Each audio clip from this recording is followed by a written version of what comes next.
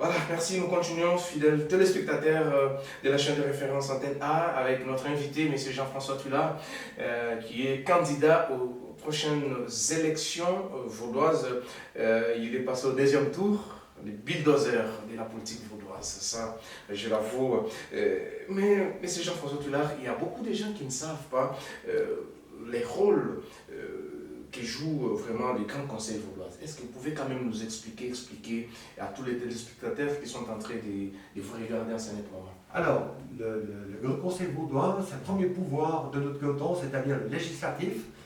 Tout passe par le législatif, c'est-à-dire la décision des lois, l'élaboration des lois, les décisions des lois, les décrets, c'est-à-dire tout ce qui est investissement, etc.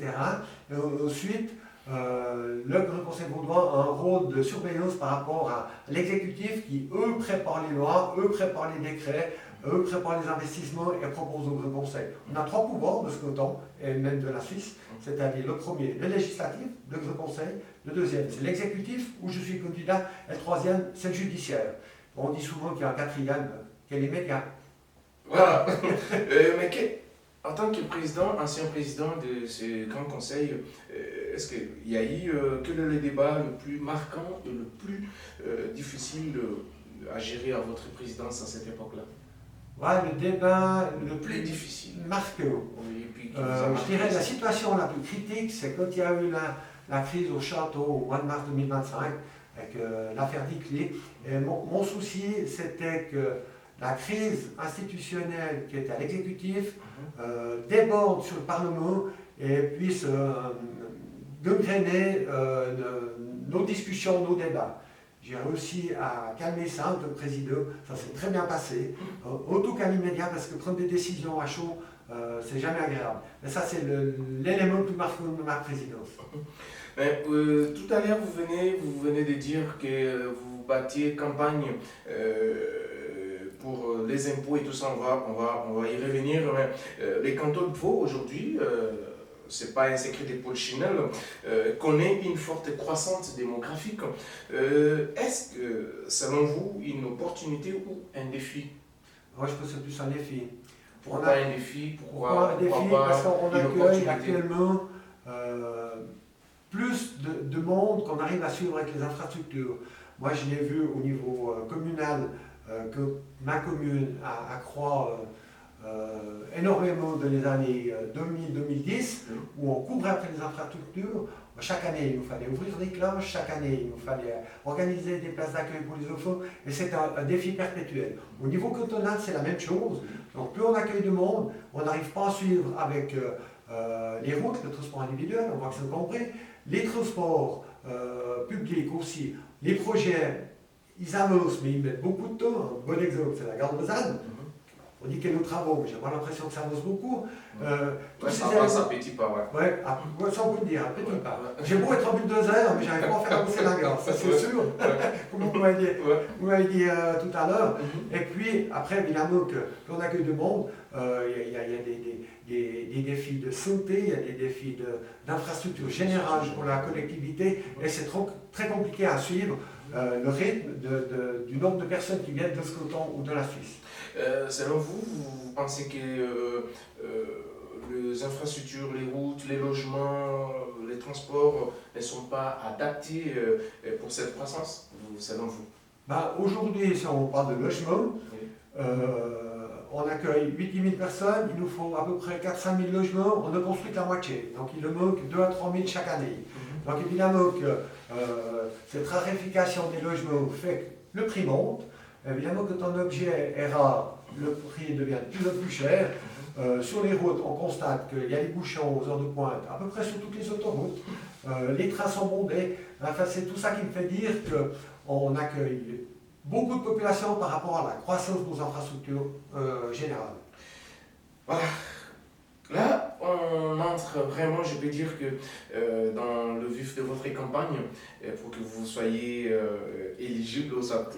Je suis sûr et certain que vous serez élu le 29 mars, c'est parce que tous nous irons tout droit aux urnes pour élire M.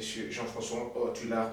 Lorsque vous promettez, parce que ça, ce sont des promesses de campagne, on a toujours dit entre guillemets, ah, il ne faut pas écouter les politiciens, ils viennent avec des beaux discours, mais après, s'ils sont là, et c'est fini, c'est les téléphones, ils décrochent plus, ceci, c'est là. Bon, ça, c'est un autre débat. Mais lorsque vous promettez une baisse d'impôts, quel type de contribuable en bénéficiera réellement dans les cantons de Vaud? Alors, je n'ai jamais rien promis, Oui. parce que la baisse fiscale va passer devant le peuple. Oui. Si vous parlez de l'initiative 12%, c'est le peuple vaudois qui va décider. Oui. Je redis que je n'ai jamais rien promis et je fais très attention de ne rien promettre, parce que je sais que c'est compliqué à tenir dès qu'on promet quelque chose. Oui. Évidemment que la baisse fiscale va favoriser les personnes qui payent les impôts. Ouais. Au niveau du groupe conseil, sur les 12%, au niveau du revenu individuel, on a déjà décidé 5. Si l'initiative passe, il y aura 5% supplémentaires. Au niveau de la fortune, ce sera 12%. Au moins, sur la fortune, souvent, ce n'est pas qu'un compte-banque, c'est du patrimoine. Et ce patrimoine permet, s'il est un peu moins taxé, aux entrepreneurs de réinvestir de leurs entreprises, de pouvoir augmenter la valeur ajoutée des travaux qu'ils font et de regager du personnel ou des collaborateurs ou collaboratrices pour faire grandir leur entreprise qui serait bénéfique au canton de Vaud. Mais en cas de baisse d'impôts, comment les cantons compensera-t-il la perte des recettes sans réduire le service public? Alors moi, plus je suis en campagne, plus je me rends compte, on a un très gros problème d'administration de notre canton. La bureaucratie s'auto-alimente, donc il faut vraiment faire freiner cette bureaucratie qui ennuie tous les projets, qui ennuie tous les citoyens. Donc il faut vraiment qu'on revienne un tout petit peu en arrière par rapport à cette administration étouffante. Et je l'ai dit, moi, les premières mesures, c'est quand on a de les postes administratifs, je mets de côté tout le système de santé qui sont vers les patients, je mets le système de sécurité qui est sur le terrain, et le système des enseignants qui sont vers les élèves. Et tout ce qui est l'administration autour, si un départ naturel dans une équipe de 10 ou 15 se posait la question, est-ce qu'il est nécessaire de engager encore une personne pour remplacer ce départ naturel? Donc ça sera de cette façon-là dont vous allez procéder. Mais votre projet d'impôt, de baisse d'impôt plutôt, profitera-t-il aussi aux personnes à bas revenus ou surtout aux contribuables le plus imposés? Évidemment que c'est linéaire, vous savez qu'on a une progression à fois. Ceux qui ont des gros revenus payent beaucoup d'impôts, ça va leur bénéficier. La classe moyenne, c'est en fonction du revenu fiscal de chacun. Exactement. Donc c'est-à-dire chacun pourra bien sûr tirer profit par rapport à tout ce qu'il gagne. Voilà. Mais il y a aussi, je peux dire, ce qui passe sous la toile, c'est la question de l'immigration. Je sais bien que vous faites partie de l'IDC, c'est une grande partie suisse. L'immigration est un thème central en Suisse. Et quelle est votre position actuelle sur ces sujets? Parce que je vous avoue qu'il n'y a pas seulement les Suisses de souche qui ont porté votre choix, il y a aussi celles-là qui ont été naturalisées suisses et qui ont porté le choix par rapport à votre discours, par rapport à ce que votre profil. Qu'est-ce que vous pouvez dire par rapport à ces sujets? Je suis de plus en plus conscient et convaincu qu'il y a beaucoup de personnes issues de l'immigration qui viennent de notre parti. C'est un parti de sécurité, c'est un parti d'accueil, c'est un parti qui respecte la famille. J'ai jamais eu aucun problème à l'immigration. Le seul problème que je pourrais avoir avec que ce soit l'immigration ou des nationalités suisses, c'est par rapport à l'insécurité. Donc évidemment que si des Suisses, on ne peut pas les renvoyer, mais les personnes qui viennent chez nous, qui ne respectent pas, qui ne se mettent pas dans le monde de la formation, dans le monde du travail, évidemment qu'ils ont... j'ai un peu plus de peine avec cette population, mais les jeunes qui viennent chez nous, qui s'intègrent, qui respectent nos traditions, même s'ils continuent à entretenir leurs traditions, j'ai aucun souci avec ça. D'ailleurs, en tant que syndic, j'ai 1 à 2 fois par mois des séances pour naturaliser des personnes issues de l'immigration. Je n'ai jamais fait un préavis négatif. Ensuite, on leur donne la bourgeoisie de notre commune, parce qu'ils choisissent d'être originaires de Fredville. Et ça s'est toujours très bien passé, parce que c'est des jeunes qui travaillent chez nous, qui s'intègrent et puis qui font la démarche, la procédure pour obtenir notre passeport suisse. Mais aujourd'hui, par rapport à... Qu'est-ce que vous pouvez dire? Parce qu'il y a une très mauvaise campagne aussi des informations, raison pour laquelle nous sommes venus à votre rencontre pour que vous puissiez quand même expliciter à tous ceux-là qui hésitent encore à pouvoir faire leur choix sur votre personne. Qu'est-ce que vous pouvez lire? Qu'est-ce que vous pouvez leur dire à travers cette émission? Parce que nous sommes largement suivis. Il y a la diaspora de toutes tendances qui vont vous suivre certainement. Ils seront aussi très contents de vous voir dans cette émission. Qu'est-ce que vous pouvez leur rassurer par rapport à toutes ces intox, je peux dire, mises à votre égard? Que ce soit la Suisse ou le canton de Vaud, nous sommes une terre d'accueil qui peut aider des personnes qui sont en situation Qui sont en danger. défavorable chez eux. Ils peuvent venir chez nous, mais après je pense que s'ils n'arrivent pas à s'intégrer ou ne s'intègrent pas, ben évidemment qu'au bout d'un moment, on peut pas, la Suisse ne peut pas accueillir la terre entière. Donc il y a de la place pour certains, mais ceux qui... et moi, ce qui me gêne souvent, c'est les pays en guerre. On les accueille provisoirement, mais après ces pays, une fois que la guerre s'est calmée, le pays même a besoin de cette main-d'œuvre, a besoin de ces personnes, a besoin de ces cerveaux pour reconstruire leur pays aussi. Mais dans ces contextes-là, par exemple, si quelqu'un qui a vécu plusieurs années, il a déjà fondé toute une famille ici et tout ça, est-ce que quand bien même son pays, même si la guerre est finie, est-ce que selon vous, il doit toujours repartir chez lui ou bien il peut rester en Suisse tout dépend avec toute la procédure de régularisation qu'a suivi ces familles. C'est vrai que si c'est une personne qui était déboutée à l'entrée, que sa famille est venue illégalement, ça peut créer un problème. On sait que ça crée des tensions. Donc, hein. Et puis je comprends que les personnes qui sont établies en Suisse, qu'on fait un entourage, qu'on fait leur vie en Suisse et qui doivent repartir, ben de la tête c'est compliqué. Donc, et puis qu'ils n'ont plus leur attache à la maison. Donc, mais après on a des lois, on a des règlements, on a une application bourgeoise en Suisse. D'accord. Il y a aussi des fois les entreprises qui dénoncent souvent un manque de main-d'œuvre. Que proposez-vous aujourd'hui si vous êtes élu? Qu'est-ce que vous allez proposer pour résoudre ces paradoxes? Alors évidemment que la main-d'œuvre, un gros problème, on sait, même en agriculture, trouver du personnel qualifié et motivé à travailler dans le secteur primaire, ça devient de plus en plus compliqué. Donc, et ce qui m'étonne toujours, c'est que ce personnel, ces collaborateurs viennent de toujours plus loin. À l'époque de mon père, on avait du personnel qui venait soit d'Italie, soit du Portugal. Maintenant, les personnes viennent souvent d'autres continents aussi.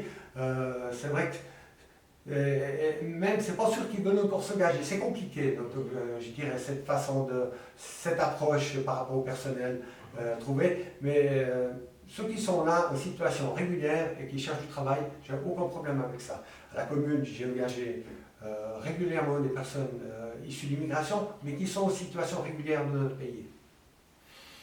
Donc, c'est-à-dire, malgré cette manque de main-d'œuvre, la Suisse ne peut pas recourir à d'autres pays ou soit à d'autres, je peux dire, agents qualifiés pour venir travailler en Suisse. On voit la première main-d'œuvre à présent qui vient d'être étrangère, c'est la France, de coton d'eau. Donc, on a plusieurs dizaines de milliers de Français, des frontaliers qui viennent travailler en Suisse. Donc, c'est la main-d'œuvre de proximité aujourd'hui. Mais il y a aussi certaines qui disent, qui sont établis en Suisse, qui disent que la main-d'œuvre, c'est-à-dire les travails dont ils peuvent travailler, tous ces travails-là, ce sont les frontaliers qui viennent rafler ces boulots et ceux qui vivent en Suisse, ils n'ont pas. Ils manquent ces boulots. Qu'est-ce que vous y pensez? Parce que la majorité, voire même les employés, les patrons, ils préfèrent prendre quelqu'un qui est un Français, un Portugais, tout ça, mais peut-être un étranger établi en Suisse, qui vit en Suisse, ils ont de la peine à trouver du boulot. Qu'est-ce que vous, tant que quand même un homme politique, dans notre système, moi j'ai appliqué chaque fois la priorité nationale pour une formation équivalente, ça c'est sûr. Si les gens sont établis chez nous, qui viennent de l'étranger ou pas, qui sont en situation régulière, pour moi, personnellement, ils ont la priorité. Après, évidemment, on a entendu parler de certains débordements, parce que des RH qui viennent de certains pays favorisent les origines de ces travailleurs qui viendraient chez nous. Je l'ai entendu aussi au niveau du logement, comme vous avez dans une agence immobilière, quelqu'un qui vient de certains pays favorise un petit peu leur ressortissants également. Évidemment, avec la mixité de la culturelle qu'on a en Suisse à présent, c'est inévitable. C'est un tout petit peu dommage de laisser aussi de côté les citoyens suisses qui sont établis chez nous ou qui sont nés chez nous. Donc, voilà. Aujourd'hui, l'IDC engage une initiative venant à la Suisse à 10 millions. Quels enjeux cruciaux voyez-vous par rapport à ça? Moi, l'enjeu, c'est. La Suisse à 10 millions, c'est une initiative fédérale. Moi, je suis pour une démographie mesurée, une démographie à taille humaine, pour que les gens engagés dans les collectivités puissent suivre avec les infrastructures, suivre avec la mobilité, suivre avec le logement, ce qu'on a de la peine à suivre à présent, parce que ça va trop vite. Et puis, conserver une qualité de vie, que ce soit pour les Vaudois, enfin pour tous les résidents qui sont de notre canton, pour assurer une qualité de vie que j'ai l'impression qu'il se perd un petit peu avec le nombre de bouchons, les trains bondés, la course au logement, etc. Vous êtes agriculteur vous-même, comment évaluez-vous la menace que représente l'urbanisme pour les terres agricoles? Alors on a voté une latte qui préserve les belles terres agricoles. Donc le canton de Vaud doit s'assurer d'avoir un certain quota, je ne crois pas l'échec, on parle de plus de 75 000 hectares de canton qui sont vraiment dévolus à l'agriculture.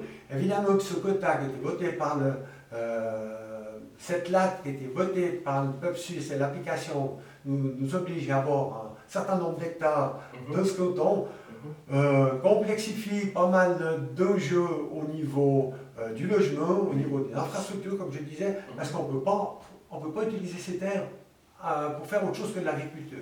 Bien, vous devez compenser. Donc pour vous, il faut renforcer la protection des surfaces agricoles. Elles sont renforcées déjà. Elles sont déjà renforcées par des lois. Voilà. Mais quand on a voté ça, évidemment qu'on n'avait pas ces problèmes, c'était en 2013, donc il y a bientôt 15 ans, on n'avait pas tout à fait les mêmes problèmes de mobilité. Et puis si je prends typiquement les pistes cyclables, alors vous voulez passer une piste cyclable à côté d'une route, mais pour faire la piste cyclable, il faut prendre de la zone agricole préservée, mais vous devez compenser. Alors c'est compliqué. On a un système d'aménagement, évidemment, plus on sera, la Suisse est un tout petit pays, où vous enlevez les lacs, vous enlevez les forêts, vous enlevez les montagnes, il ne reste plus beaucoup de place. Et puis on est à 9 millions avec beaucoup d'infrastructures dans cette petite portion de territoire. Alors les enjeux sont colossaux et ce sera de plus en plus complexe pour assurer un service à tout le monde qui vient chez nous, qui est chez nous. Mais tant que aussi, je peux dire, personnalité politique, et vous élaborez aussi des lois, il y a pas mal, parce qu'on a fait, en tant que journaliste, on a mené notre investigation. Il y a beaucoup de personnes établies en Suisse le plus longtemps possible qui ont le permis F. Des fois, ils sont de mères des familles, de pères des enfants qui sont déprimés, et avec cette restriction de ne pas pouvoir sortir du territoire, peut-être aller même en vacances avec leurs enfants, ne fût-ce que dans certains pays de l'Europe. Est-ce que vous, tant qu'homme politique, est-ce que vous pensez aussi un jour à faire voter, faire passer une loi qui peut amener aussi, voire à favoriser ces gens-là qui sont déprimés des années, ils disent que c'est comme si nous étions dans une prison à ciel ouvert. Est-ce qu'il y a-t-il quelque chose qui est prévu par vous, peut-être par votre initiative, pour faire voter, afin que ces gens puissent aussi avoir la possibilité de se déplacer, d'aller aussi en vacances, comme tout le monde? Quand on veut faire une loi, vous parlez des permis F, évidemment que ces gens sont issus souvent de pays en guerre. La population suisse, en tout cas ce que je ressens, a la peine de comprendre. On accueille les gens pour se sortir d'un pays en guerre, puis repartir dans la queue chez eux. Il y a non, pas chez eux, mais juste peut-être de petites vacances en France, en Belgique, peut-être 2 semaines, 3 semaines. Avec les enfants de chez eux. Non, pas chez eux. Non, pas chez eux. Parce que ça, déjà, la Convention de Genève c'est interdit. Une personne qui va comme ça, automatiquement, il faut qu'il perde, il doit perdre son statut. Ça, c'est logique, ça, ce sont des lois internationales. Ça, c'est un problème national. Hein. Le canton de Vaud, on applique ce qui est décidé à Berne, la Berne fédérale. Alors, franchement, comme ça, je ne peux pas vous dire, vous me prenez un petit peu à froid pour vous dire ce que je pourrais faire au niveau national, si je suis conseiller d'État ou même député, parce qu'on peut faire des dépôts députés qui vont au gouvernement, qui vont plus loin, de quel sens faudrait aller pour autoriser ces gens à quitter le territoire suisse pour des vacances. Mais aujourd'hui, qu'est-ce que vous pouvez dire à tous ces gens qui pensent que l'IDC met la question immigratoire comme son fond des commerces? Aujourd'hui, nous sommes en face de vous. Vous êtes aussi cadre de ces partis. Qu'est-ce que vous pouvez dire à tous ceux-là qui sont, je peux dire, voilà, ils n'ont pas les informations, ils n'ont pas été informés et on leur dit, on leur met en tête que, écoutez, l'IDC ne vous aime pas. Et les gens haïssent automatiquement les partis comme ça, sans entrer dans les flancs. Qu'est-ce que vous pouvez leur dire? Alors, ce que je peux dire, c'est que l'UDC confirme que la Suisse est une terre d'accueil, mais une fois que les gens ont fait leur tour suisse et s'ils ne sont pas établis, la Suisse ne pourra pas garder tout le monde éternellement. On arrive bientôt à 9-10 millions d'habitants, ça il faut juste en être conscient. Mais les personnes qui sont chez nous, qui sont intégrées et qui travaillent et qui nous respectent, on n'a aucun problème avec cette population. D'accord. Nous arrivons plutôt à la fin de notre émission, fidèles téléspectateurs. Vous étiez très nombreux pour suivre cette interview avec M. Jean-François Tullard, notre candidat aux élections prochaines du 29 mars, jour J-11. Donc, allez-y tous voter, je peux dire, c'est bulldozer de la politique vaudoise qui s'est présenté. Donc, voilà, allez-y voter massivement. Et puis, on n'a jamais qualifié de bulldozer, c'est la première fois. Je n'ai pas l'impression d'être un bulldozer. Ouais, donc il faut aller tout droit, donc allez voter. Donc, nous vous demandons tous, vous l'avez quand même entendu, et si vous voyez aussi ma présence, ça dit tout, ça dit beaucoup déjà. Et donc, n'hésitez pas, allez-y, portez votre choix à ces grands bulldozers de la politique vaudoise, M. Jean-François Tullard. Un dernier message, un dernier mot à tous les téléspectateurs qui t'ont regardé en ce moment. Qu'est-ce que vous pouvez leur dire avant déjà les échéances du 29 mars prochain? En tout cas, déjà, merci d'avoir fait votre connaissance, merci de passer un petit moment avec vous. Est-ce que je peux dire, en tant que Vaudois terrien, c'est un peu une citation vaudoise, des Vaudois UDC peuvent décevoir un bien, et puis je fais une petite conseil au président de la Confédération, qui est un collègue, ami, Guy Parmelin. C'est tout ce que vous avez à dire. Oui. Voilà. Merci fidèles téléspectateurs. Moi, votre humble serviteur William Tshisekedi, je vous retrouve prochainement. Et surtout, restez branchés sur la chaîne de référence Antenne A et n'hésitez pas à les y voter le 29 mars pour votre candidat Jean-François Tullard, le bulldozer de la politique vaudoise. À très bientôt. Ciao, ciao. Au revoir. Au revoir.